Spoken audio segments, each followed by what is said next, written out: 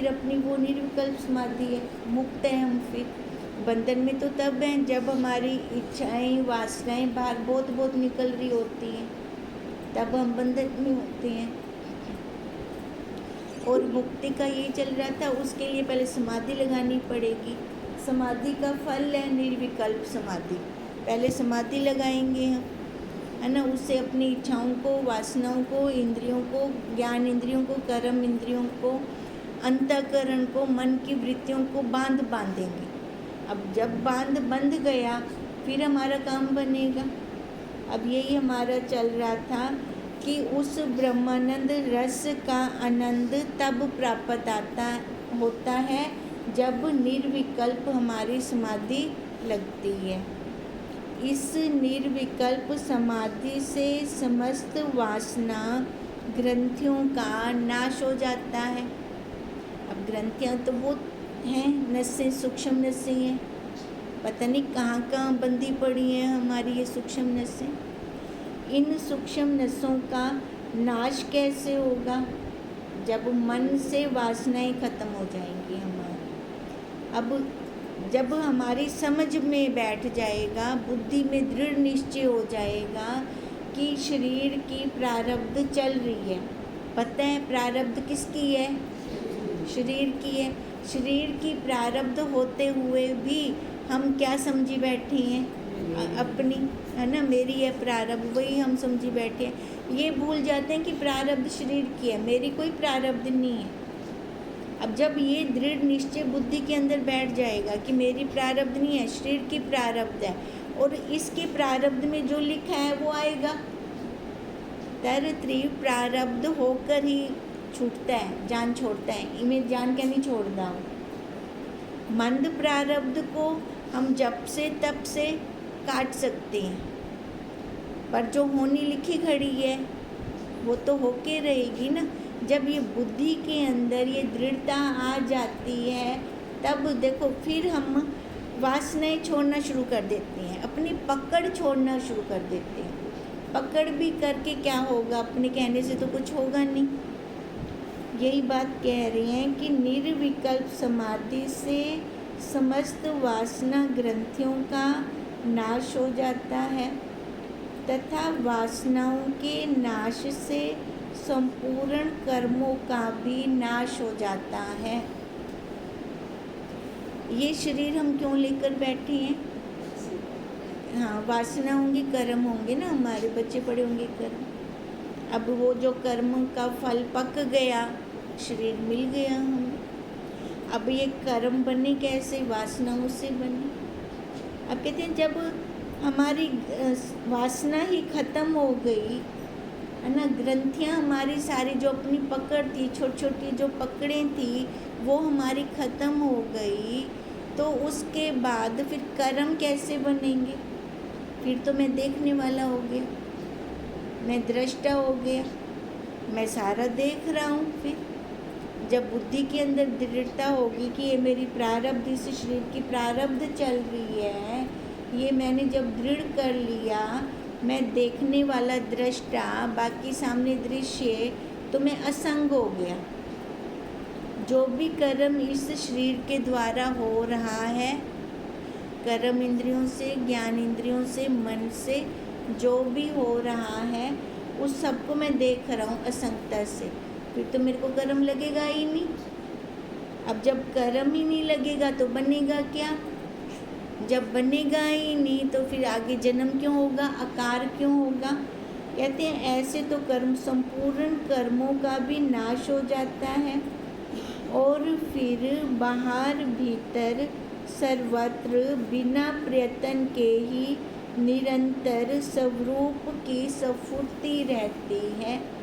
जब अब मन के अंदर तो अपना संकल्प विकल्प चल ही नहीं रहा, तो क्या बचा? अपना स्वरूप साक्षी, मैं वही हूँ, बस वही बचा। तो कहते हैं फिर निरंतर स्वरूप की स्फूर्ति ही चल रही है, हमेशा अपना स्वरूप चल रहा है। अब चाहे वो चले या शांत रहे मन, एक बात है, जब मैं हूँ वही तो मैं बार बार रिपीट क्यों करूँगी, है ना? या फिर कई बार होता है रिपीट नहीं करता, मन शांत हो जाता है। कई बार होता है कि उसको धुन सवार हो जाती है। अपने आप अभ्यास से ही, जो उसने अभ्यास किया है ना, करत करत अभ्यास से जड़मती हुई सुजान, जो उसकी जड़मती थी उसकी सुजान हो गई। तो वो उसका अभ्यास जो था, अध्यास खत्म हो गया। अभ्यास से वो आप ही चल रहा है अंदर जा, वो चला नहीं रहा, आप पे ही अपना चल रहा है ना। या तो वैसे हो जाएगा या फिर ऐसे हो जाएगा। इन दो के अलावा तो विलक्षण कुछ और तीसरा हो ही नहीं सकता। कहते हैं फिर उसके संपूर्ण नियंत्रित कर्मों का अंदर से भी बाहर से भी खत्म। अंदर भी उसका वही है, बाहर अगर वो देख रहा है कर्म हो रहे हैं शरीर के द्वारा, तो वो कर्म भी उसके असंगता से हो रही हैं। उसको पता लग रहा है, मिल के नहीं कर रहा कर्म, फिर वो उसके कर्म कैसे हैं, फिर असंगता से हैं। जब कर्म असंगता से होने शुरू हो गए तो उसके कर्म कहाँ बनेंगे। फिर ये क्या है, निर्विकल्प समाधि। वासनाओं का कारण मन है। निर्विकल्प समाधि में जब मन लय हो जाता है तो समस्त वासनाओं का अंत हो जाता है। देखो वासना उठ के कहाँ से आती हैं, जड़ क्या है वासनाओं की, मन। पहले मन में आता है, हमारे जो भी आते हैं ना, मन में ही सारी इच्छाएं वासनाएं यहाँ से निकलती हैं। अब जब मन हमारे अपने स्वरूप में लय हो गया तो वासनाएं कहाँ से निकलेंगी। अब जब वासनाएं खत्म हो गई तो वो हमारी निर्विकल्प समाधि, चलते फिरते समाधि है हमारी।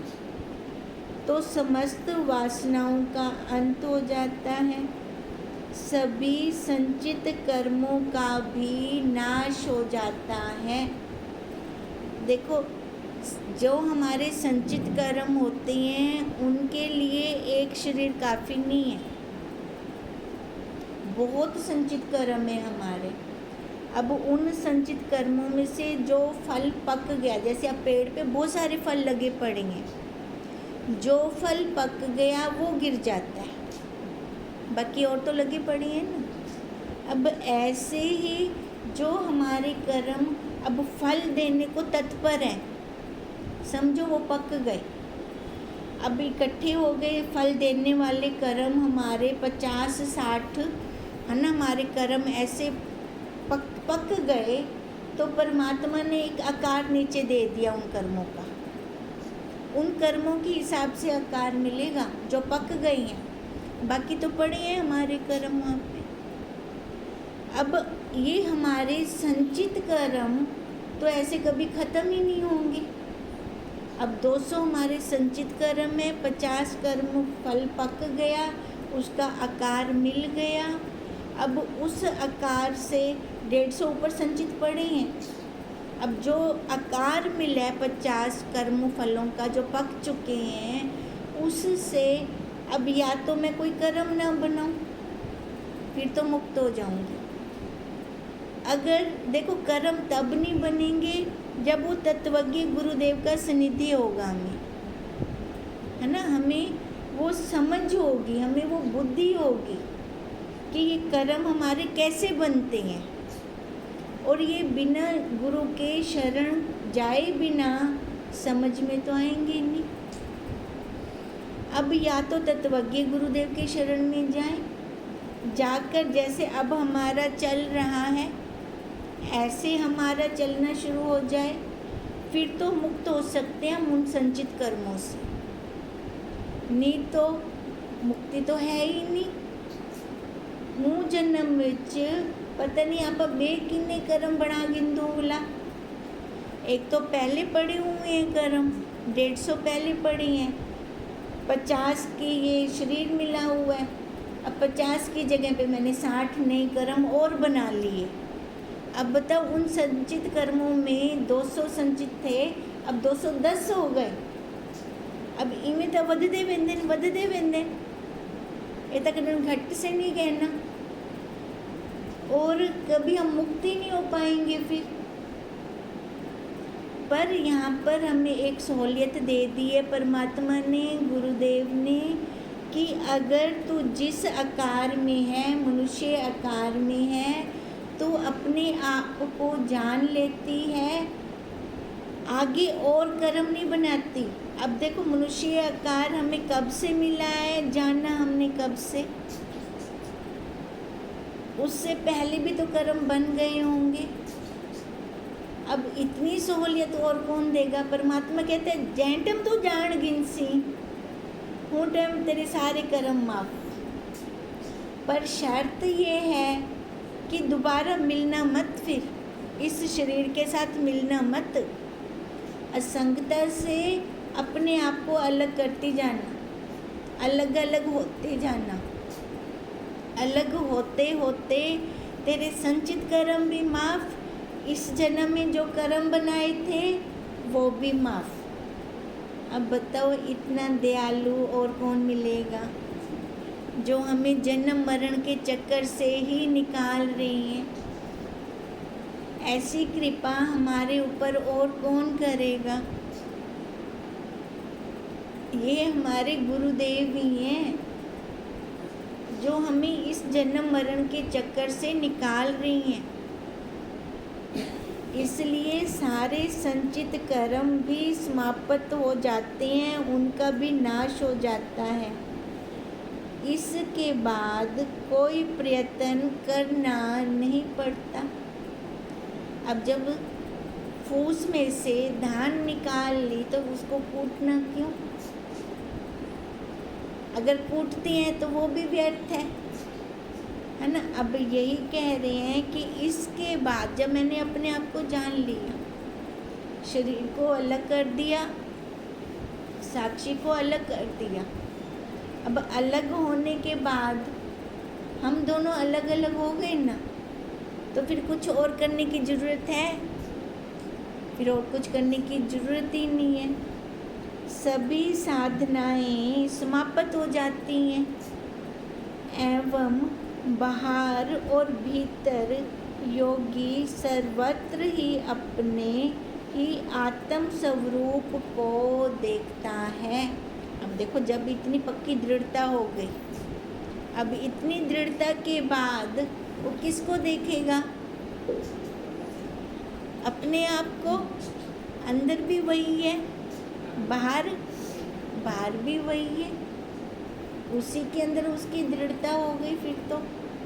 फिर वो ऐसे कमरे में बैठा है, वो जो काले शीशे वाला होता है ना, हमको बाहर दा भी दिखदा पे, अंदर दा भी दिखदा पे सारा हूँ, ऐसी उसकी दृढ़ता हो गई। फिर जो अद्वैत की स्थिति है, अब ये स्थिति कैसी है? उसके साथ एकता की, उस ब्रह्म के साथ उसकी एकता हो गई।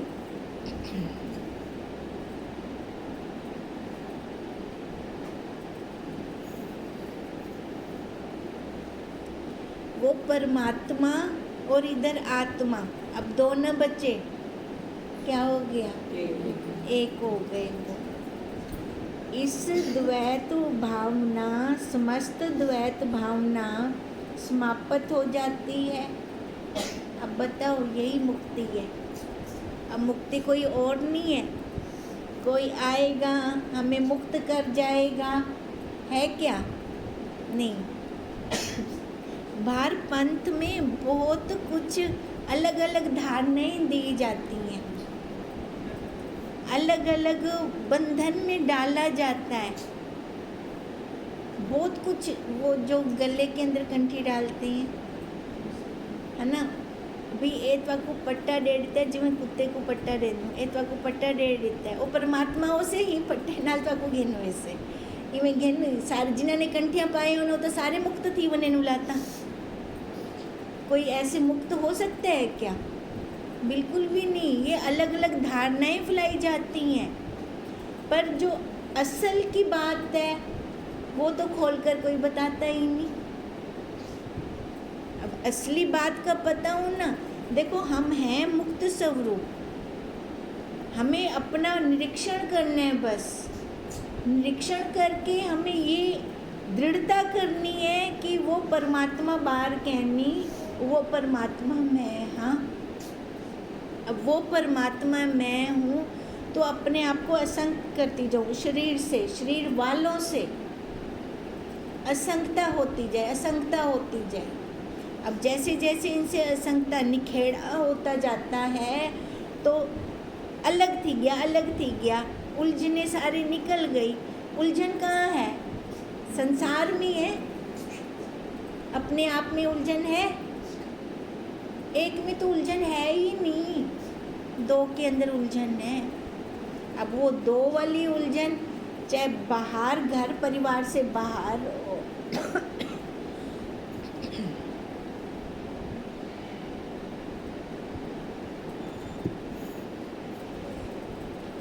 चाहे वो घर परिवार से बाहर हो, चाहे घर परिवार में हो, उलझन है वो, है ना। अब घर परिवार के अंदर तो ज़्यादा उलझने आती हैं, संबंधों में ज़्यादा उलझने आती हैं। अब जितना जिंदा वड्डा परिवार उतना हुंदा वार, लौंदा वार भी तो उन्ना थी से। अब ये परिवार को हमने छोटा करना है तो कैसे करेंगे? मन से छोटा करेंगे, मन से अपने संबंधों को ख़त्म कर देंगे। आकार है तो व्यवहार है, बस इतना संबंध रखेंगे। मन से किसी के प्रति मोह ना हो, आसक्ति ना हो। जब ये मोह और आसक्ति खत्म हो गई तो हम फिर वही हैं, हम फिर मुक्त हैं। बांधता कौन है हमें? मोह ही तो बांधता है, संबंध ही तो बांधते हैं। अब जिनके साथ हमारा रहना सहना होता है, उठना बैठना होता है, परमात्मा आखदे उनके नाल मोह तां थी वेंदा है, गुरुदेव आखदे उनके नाल मोह तां थी वेंदा है। ला गुरुदेव ये आखदे ला ये भी तां है, मैं बुद्धि भी तां लित्ती है। कृष्ण जी के कितने बच्चे थे? उनको मोह था क्या? कितनी रानियां थी? फिर 1008 रानियां। अब बच्चे देख लो आगे कितने, और आगे उनका किसी के साथ मोह था, और उनकी जीवन की यात्रा कितनी अच्छी थी, एकदम असंगता के साथ किया भी सारा कुछ है, असंग भी रहे हैं, मिले भी नहीं। और जब देह का त्याग करना था वो भी बहुत अच्छे से त्याग किया है उसका, वो भी पता था, अकेले में जाके त्याग किया है उसका। अब उनकी जीवन यात्रा को देखें, कृष्ण जी के जितनी कठिनाइयाँ उनको आई उतनी हमारे पास है क्या? ला भी यहाँ पर रोन दूँ, फिर भी हम रोते हैं। उनको कभी रोते देखा? हमेशा ही हंसता हुआ चेहरा, प्रसन्नचित। प्रसन्नचित कौन रह सकता है? जिसको समझ हो अपनी, है ना, जो अलग इस शरीर को अलग करके देख रहा हो, वही प्रसन्नचित रह सकता है। जैसे कीचड़ के अंदर कमल का फूल ऊपर ऊपर है, ये घर संबंध परिवार कीचड़ है, इसमें हमें कैसे रहना है? ऊपर ऊपर कमल के फूल की तरह। कमल का फूल सबको अच्छा लगता है, क्यों लगता है? वो भी तो देखें, अच्छा तो लगता है, पर लगता क्यों है ना? वो ऊपर निकला खड़ा है ना, महक दे रहा है अपनी, इसलिए अच्छा लग रहा है। ऐसे ही हम अपनी महक दें, उस संबंधों के अंदर संसार के अंदर रहते हुए भी संसार के संस्कार हमें टच भी ना करें, हमें छुएं भी ना, बाहर निकल आए। मुश्किल काम थोड़ी है। आ सकते हैं ना बाहर, आराम से आ सकते हैं। अब यही बात कह रही है कि यही मुक्ति है। मुक्ति के लिए हमें अलग से और कुछ करने की ज़रूरत नहीं है। वेदांत के श्रवण मात्र से उसका मनन करना 100 गुना अच्छा है। वेदांत देखो, भक्ति क्या है? ज्ञानियों की भक्ति है वेदांत का श्रवण करना। कहते हैं वेदांत श्रवण करने के बाद उसका मनन करना 100 गुना अच्छा है। सुनते ना वे सुनते हैं, कान तो सुनिया दूजे तो कट देता, फिर उसका असर क्या होगा, है ना? जो मन के अंदर होगा उसी का तो मनन होगा। कहते हैं मनन करना 100 गुना अच्छा है, और मनन से भी लाख गुना श्रेयस्कर निध्यासन है। उसको आचरण में ले आए। इतना श्रवण हो कि मनन आप पे हो, हमें करना न पड़े। इतना मनन हो कि निध्यासन आप पे हो। जब आप पे मन के अंदर जो हमारा चल रहा होता है ना, आप पे इंद्रियों से हो जाता है, हमें पता भी नहीं चलता, वो क्रिया हो जाती है इंद्रियों से। कहते हैं लाख गुना अच्छा है कि वो निध्यासन हो।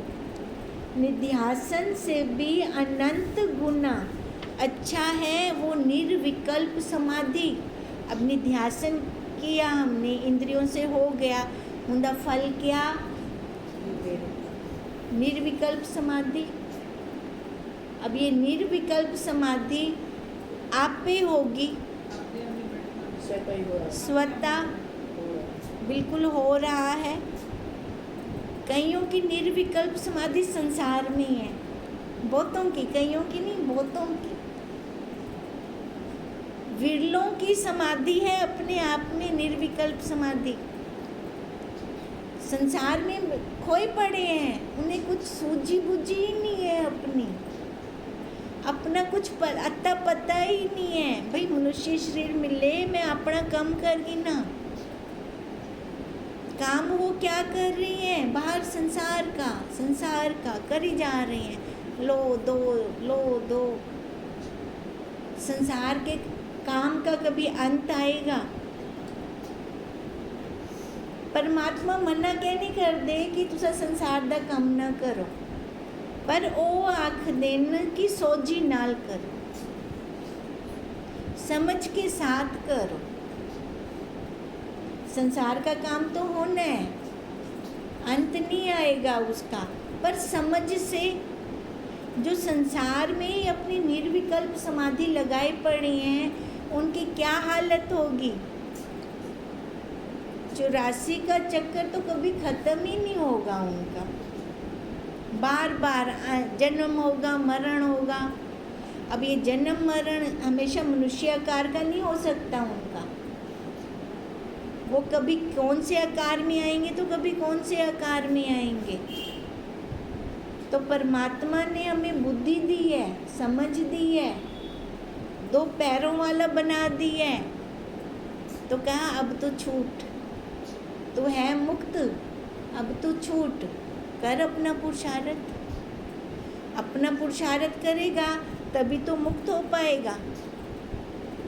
हम लोग जो यहाँ आते हैं यही हमारा पुरुषार्थ है, यही हमें कह रहे हैं। श्रवण से मनन करें, अच्छा है। मनन से लाख गुना निध्यासन अच्छा है।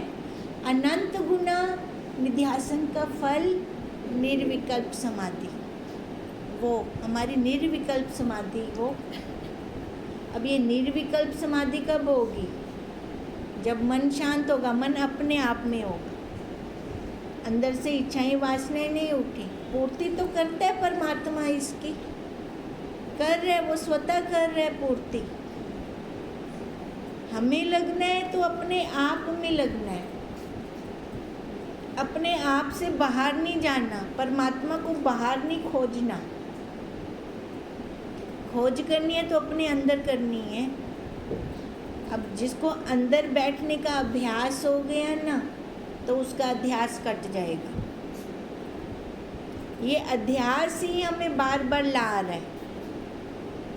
अब शुरुआत करनी पड़ेगी। कब होगी शुरुआत? या थी गई शुरुआत? तो थी गई सारे अंधे, हम सारे लाइन में तो लगे खड़े हैं।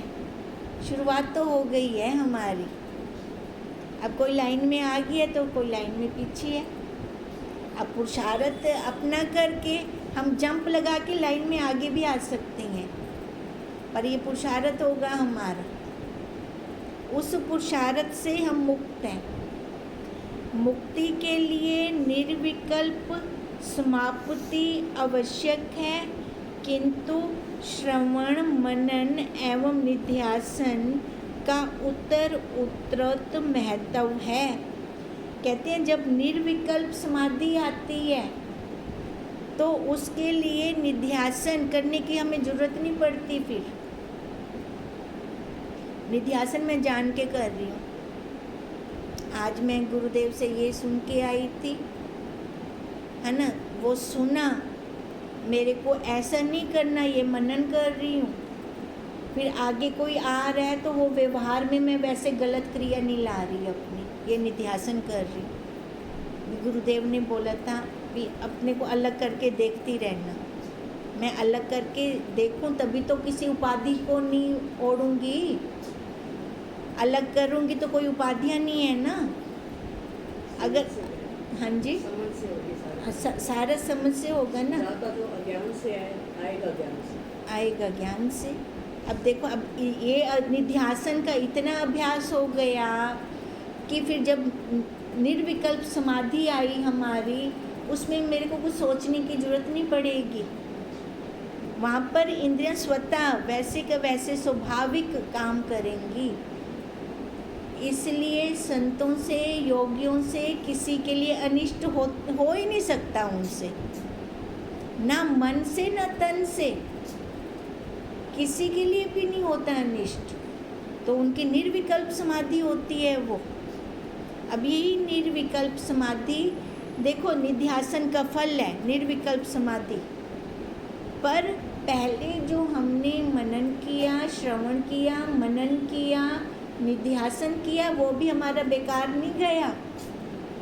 सीढ़ियाँ थी, उस सीढ़ी से चढ़ के स्टेप बाय स्टेप आई हूँ ना।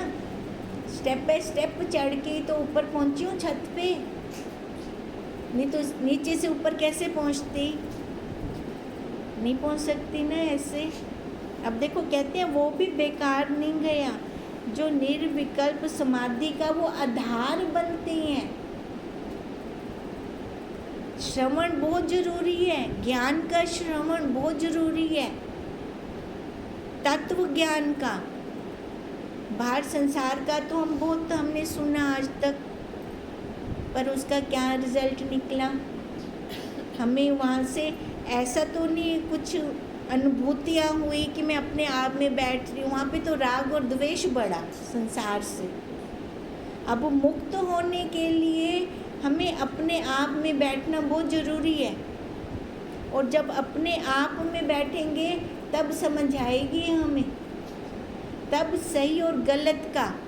देखो श्रवण करने से ही हमें बहुत सही और गलत का फ़र्क पता चल जाता है। तत्व ज्ञान का जब हम श्रवण करते हैं गुरुदेव के मुख से, और उसके बाद मनन होना तो अच्छा है। मनन के बाद निध्यासन, सोने पे सुहागा है। अब यही निध्यासन हमें निर्विकल्प समाधि में ले आता है। तो निर्विकल्प समाधि क्या है? हमारी लास्ट अवस्था है मुक्ति। फिर उसके बाद कुछ करने की आवश्यकता नहीं है। यहाँ तक पहुँचने हैं हमें। तब ता मैं आख दें कि उन बस पुछ रह गई है, बाकी हमारा सारा कुछ हो चुका है। ओम तम नमामि